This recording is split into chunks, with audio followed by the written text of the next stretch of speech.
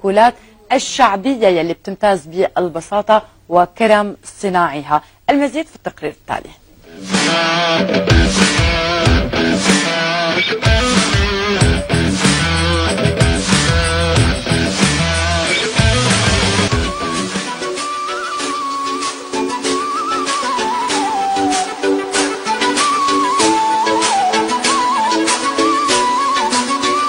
لم يتخلى أبو شمس عن مهنته التي توارثها عن آبائه وأجداده، والتي تعتبر من الأكلات الشعبية وجزءا من ذاكرة أهالي حمص، والحاضرة على موائدهم وخاصة يوم الجمعة.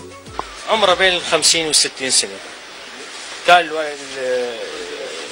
أبو شمس الأبيض معروف بمدينة حمص، هو اللي اشتغل بهاي المهنة، هو أخوه شاكر الأبيض وأخوه صبحي الأبيض، دول اشتغلوا بهاي المهنة من بين 50 و55 سنة بهاي المهنة. كان أول ما في كان لا ترامات ولا كان في عدد ولا كان طاجون نحاس يدقوا بالإيد، كان أكياس نايلو ما في غير، كان أول عبارة عن صحون صواني ودوا سوق المسقوف للمطاعم للمحلات التجارية وللبيوت، يجوا بالصحون النحاس يعبوا لون، شد بده يجيب معه الزيتات، اللي بده بزيت يجيب معه الزيتات من بيته قديما، يدق له اياهم يعطيه اياهم. نهار الجمعة اغلبيته بالشمع العيني فتي كذا هيك والبسيطية يعني.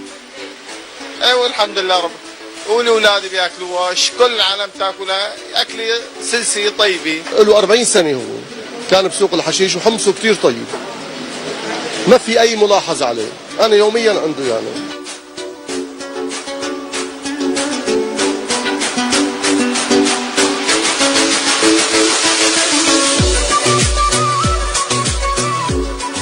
الحمص من الأكلات التراثية التي تحافظ على وجودها رغم ارتفاع الأسعار لتبقى تزين موائدنا.